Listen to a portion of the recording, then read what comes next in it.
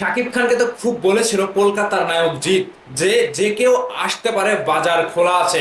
সেই শাকিব খানের তুফান একেবারে ভারতে তুফানের তাণ্ডব শুরু করে দিয়েছে। ভাইয়ার্স, আগামী 5 তারিখে ভারতের কলকাতা জুড়ে তুফান সিনেমাটি রিলিজ দেওয়া হচ্ছে। আর এটা নিয়ে কলকাতার রাস্তায় রাস্তায় তুফান সিনেমার বিলবোর্ড ঝুলিয়ে একেবারে পুরো শহরে ছাপিয়ে দেওয়া হয়েছে। পুরো শহর যেন তুফান ঝড়ে কাঁপছে। আপনারা স্ক্রিনে দেখতে পাচ্ছেন, ছবিগুলো দেখেন, কলকাতার রাস্তায় মানুষ চলাচল করছে এবং তুফান সিনেমার পোস্টার দেখে সকলেই কিন্তু একটা পাগল হয়ে যাচ্ছে। এই জায়গা থেকে আমি বলবো, জিৎ শাকিব খানকে ডেকে ভয় পেয়েছে। কারণ হিসেবে আমি যেটা বলছি, শাকিব খানকে নিয়ে জিৎ বলেছিল যে আমাদের মার্কেট খোলা আছে, বাজার খোলা আছে, যে কেউ আসতে পারে। আচ্ছা, মানলাম।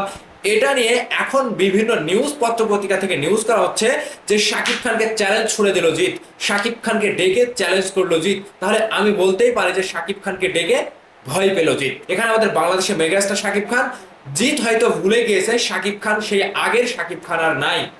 শিকারীর শাকিব খান একরকম ছিল, নবাবের শাকিব খান একরকম ছিল, কিন্তু এই তুফানের শাকিব খান যে কলকাতায়ও তুফান বয়ে দিতে পারে, এটা জিৎ আবারও নিজের চোখে দেখবে। এবং কলকাতার প্রত্যেকটা দর্শক এবং কলকাতার প্রত্যেকটা নায়ক দেখবে যে বাংলাদেশের নায়ক হয়ে শাকিব খান কিভাবে কলকাতায় কাঁপাতে পারে এবং কলকাতায় যে শাকিব খানের একটা ফ্যান বেজ আছে, সেই শক্তিটা শাকিব খানকে কোন পর্যায়ে নিয়ে যায়। আমি কি জন্য বলছি এই কথাগুলো আপনাদেরকে শুনতে হবে। অবশ্যই কলকাতার একটা এসবিএফ বড় প্রযোজনা প্রতিষ্ঠান তুফান সিনেমার সাথে সংযুক্ত। আর এ কারণে বলছি যে এসবিএফ এমন একটি প্রযোজনা প্রতিষ্ঠান যেখান থেকে শাকিব খানকে ছাড়া এখন তারা সিনেমা বানানোর কথা জিতকে নিয়েও ভাবছে না। এক কথায় জিৎ দেবকে নিয়ে তারা সিনেমা বানাবে না। তার কারণ হচ্ছে জিতের অধিক পারিশ্রমিক দাবি, দেবের অধিক পারিশ্রমিক দাবি। এখান থেকে এসবিএফ একটা সিদ্ধান্ত নিয়েছিল যে এদেরকে নিয়ে আর সিনেমা তৈরি করবো না। কারণ হিসেবে জিতের যে একটা অ্যাটিটিউড, জিতের যে একটা ভাব গাম্ভীর্য, একটা অহংকার বলতে পারেন, কিংবা দেব মানে অন্য নায়কদের যে একটা অহংকার, সেটা এসবিএফ মানতে নারাজ এবং এই সকল নায়কদেরকে নিয়ে তারা সিনেমা বানাবে না। আর সেই এসবিএফ যখন শাকিব খানকে নিয়ে তুফান সিনেমাটি বানিয়েছে, বাংলাদেশে তাণ্ডবের পরে সারা বিশ্বে তাণ্ডব চলছে। এখন আগামী 5 তারিখে তুফান রিলিজ হওয়ার কারণে কলকাতায় রীতিমতো ঝড় উঠেছে, যেটা আপনারা দেখেছেন। কলকাতার মেট্রো রেল স্টেশনে তুফানের প্রদর্শন করা হচ্ছে। এছাড়া রাস্তায় রাস্তায় বিলবোর্ড তুফানের পোস্টারে কিন্তু একেবারে ছাপিয়ে দিয়েছে পুরো কলকাতা শহর। তো কলকাতার দর্শকরা খুবই উচ্ছ্বসিত। শাকিব খানের তুফান সিনেমাটি কলকাতায় প্রদর্শন হবে আগামী 5 তারিখ থেকে। এই জন্য তারা আগে থেকে প্রস্তুতি নিচ্ছে। এমনকি আমরা রিভিউ পাচ্ছি যে জিতের বুমেরাং সিনেমার রিভিউ আমরা যতটুকু না পেয়েছি, তার থেকেও দ্বিগুণ বেশি কিন্তু তুফানের রিভিউ আমরা পাচ্ছি। এক কথায় কলকাতার দর্শক তুফান সিনেমাটি দেখার জন্য আগ্রহ নিয়ে বসে আছে যে আমরা হ্যাঁ অবশ্যই তুফান সিনেমাটি দেখবো। তবে তুফান সিনেমাটি কলকাতায় মুক্তি দেওয়া নিয়ে একটা ভয় কাজ করে। এর আগেও কিন্তু এই কাজটি হয়েছিল। সুড়ঙ্গ সিনেমাটি মানে কলকাতায় রিলিজ দেওয়ার সাথে সাথে পাইরেসি হয়ে গিয়েছিল।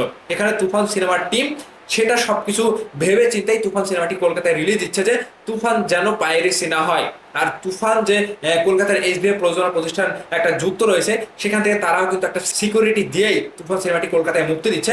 তারা সবকিছু পর্যালোচনা করে এবং তাদের যে পাইরেসি, তারা রক্ষা করতে পারবে তুফান সিনেমাটিকে, এবং পাইরেসির কবলে যাতে তুফান না পড়ে সব দিকটা মাথায় রেখে কলকাতায় মুক্তি দিচ্ছে শাকিব খানের তুফান। তবে জিতের সাথে খেলা হবে এটা কিন্তু একটা কনফার্ম।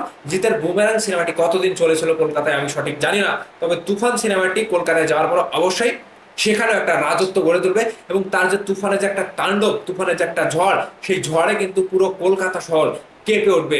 এখানে জিৎ বলেন, দেব বলেন, কারোরই কিন্তু আর খাওয়া নাই। এই শাকিব খান আর সেই শিকারী শাকিব খান নাই। এই শাকিব খান দ্বিগুণ শক্তি নিয়ে তুফানে পরিণত হয়েছে। তো দেখা যাক আগামী 5 তারিখে কলকাতায় রিলিজ হচ্ছে তুফান। এটা নিয়ে আবারও কেউ মুখ খোলে কিনা। জিৎ যেহেতু মুখ খুলেই ফেলেছিল যে আমাদের বাজার খোলা আছে, যে কেউ আসতে পারবে ইচ্ছে করলে, এই কথা যেন আমাদের আর না শুনতে হয়। কলকাতায় অবশ্যই তুফান সেই কথার জবাব দিয়ে একটা রাজত্ব গড়ে তুলবে এবং তুফানের যে কতটুকু শক্তি সেটা তুফান দেখিয়ে দেবে, সেটা দেখিয়ে দেবে শাকিব খান। তো ভাইবার্স, তুফান নিয়ে যে মন্তব্য, এই মন্তব্যের পরিপ্রেক্ষিতে জিতকে নিয়ে কিংবা কলকাতায় যে রিলিজ হচ্ছে, এগুলো নিয়ে আপনাদের কাছে অবশ্যই উত্তর চাই। অবশ্যই আপনাদের উত্তর ভিডিও নিচে কমেন্ট করে জানাবেন। ভালো থাকবেন, ধন্যবাদ সম্পূর্ণ ভিডিওটি দেখার জন্য।